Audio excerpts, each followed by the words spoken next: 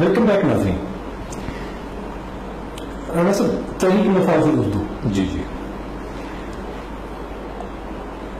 Possibilities ہیں کہ جو اس وقت ہمارا لینگویج کا جو سسٹم ہے, انگلش لینگویج اسکولنگ سسٹم جو ہمارا ہے, اس میں اور بیوروکریسی میں اپورڈ سارا کا سارا سسٹم چینجیبل ہے؟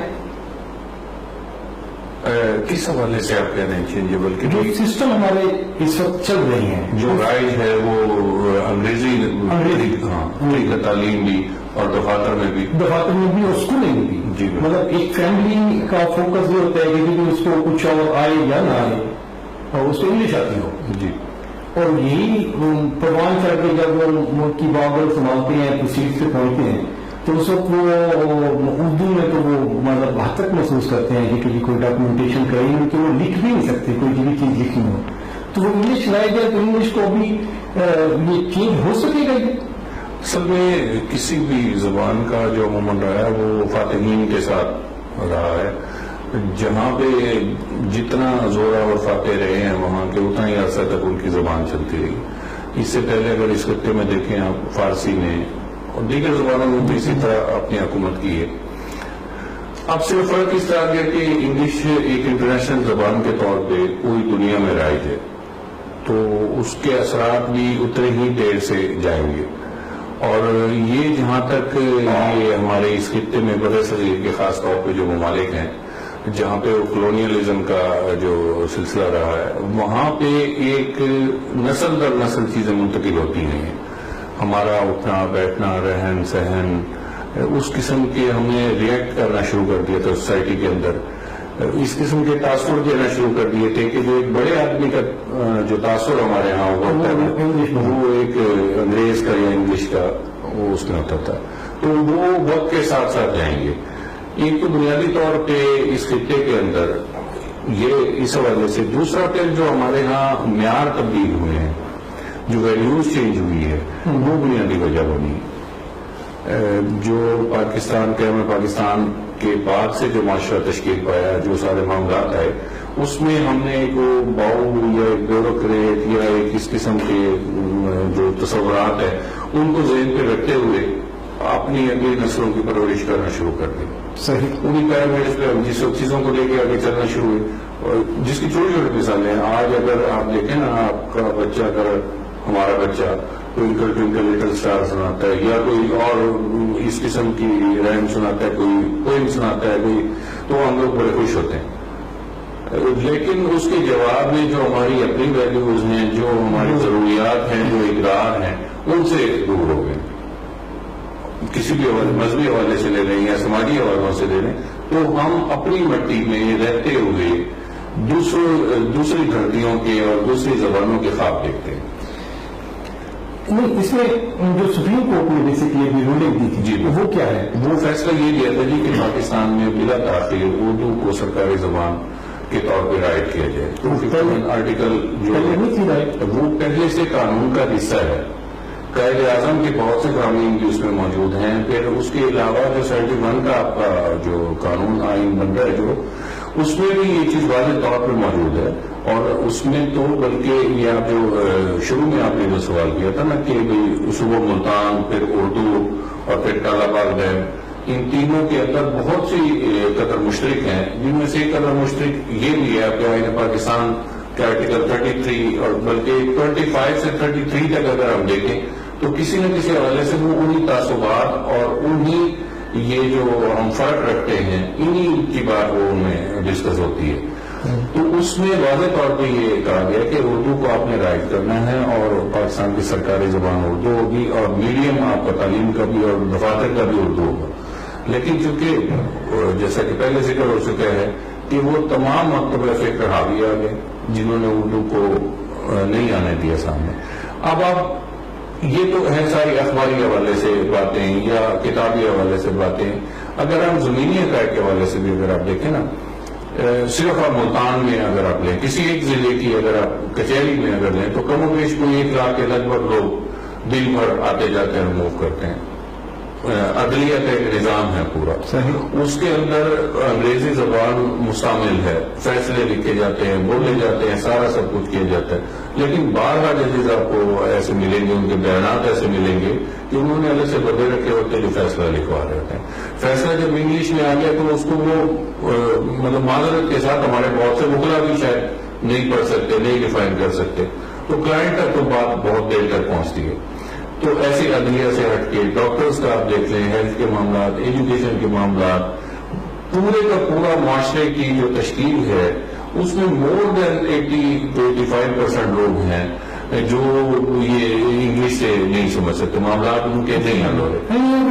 بجلی کا میٹر لگوانا وہ سارا کا سارا جو فارم ہے اپنا ہے اس کا، جی، وہ سارا انگریزی میں سے آپ نے میرے پتا نہیں ہے کہ کیا لکھا پڑتا. ہاں، آپ بہت سارے معاملات میں ٹرمز اینڈ کنڈیشن بڑا مائنڈ نہیں پڑھتے ہیں، پر نیچے کون پڑے وہ سمجھے کون. ہاں جی، کون پڑھے. تو میرا پوائنٹ جو تھا کہ یہ سپریم کورٹ نے جو رولیںگ دی ہے کہ یہ اس کو اردو کو سرکاری زبان قرار دیا جائے، اس میں جو رکاوٹ ہے وہ بیوروکریسی ہے، کیونکہ بیوروکریسی کے پیچھے وہی مسٹر براؤن ابھی تک ان کے ذہن میں کھڑا ہوا ہے.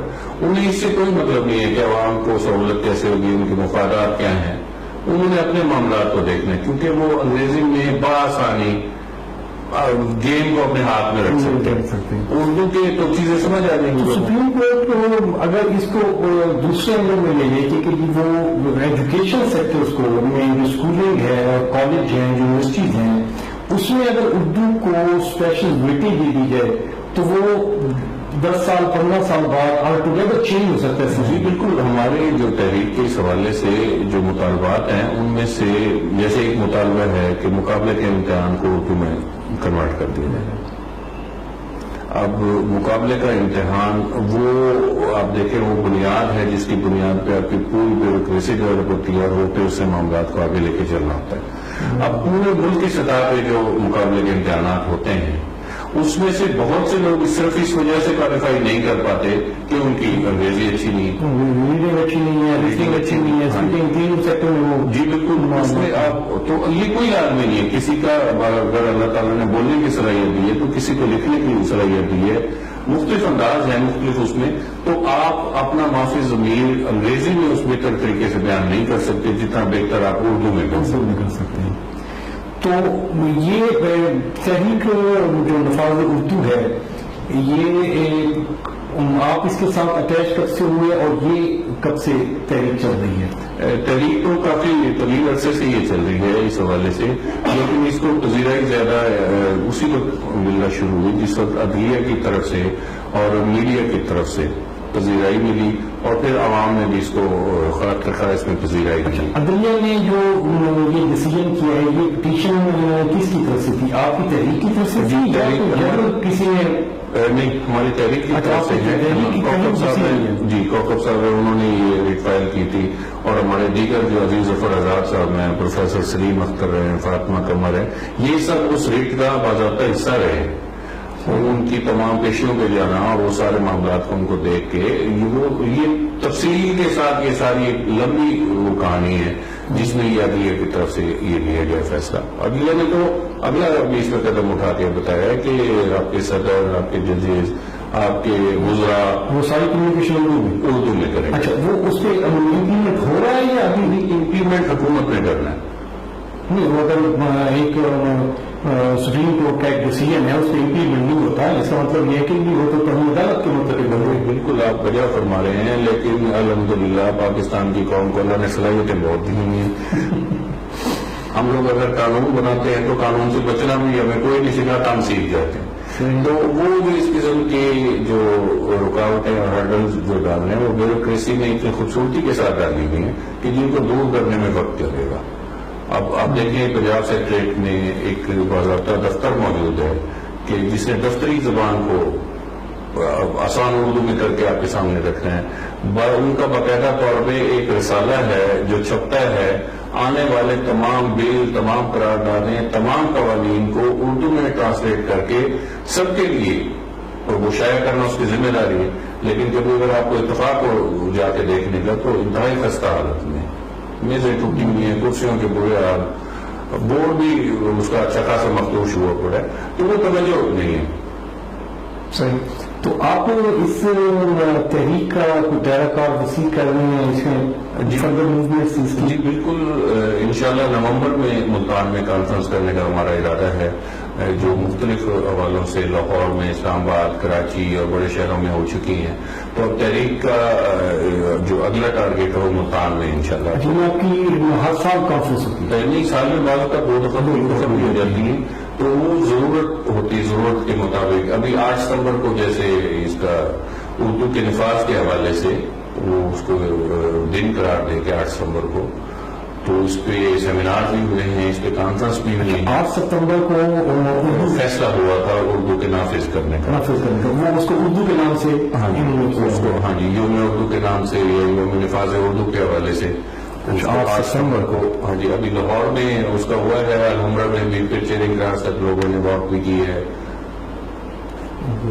اور نومبر میں آپ پلان کر رہے ہیں؟ نومبر میں موسم نسبتاً بہتر ہو جائے گا، گرم رہتا ہے، تو جو ہمارے دوست احباب رحیم یار خان صادقآباد، باول نگر، چشتیاں دور سے جو آئیں گے تو مین ڈیلیگیشن ہوگی وہ تو آپ کا لاہور، اسلام آباد اور کراچی سے، پورے پاکستان سے. جب اب تک جتنی بھی کانفرنس ہوئی ہے اس میں ہر جگہ سے لوگ آتے ہیں اور بڑے بھرپور طریقے سے اس میں شرکت کرتے ہیں، اور ہر مکتبہ فکر سے لوگ ہوتے ہیں.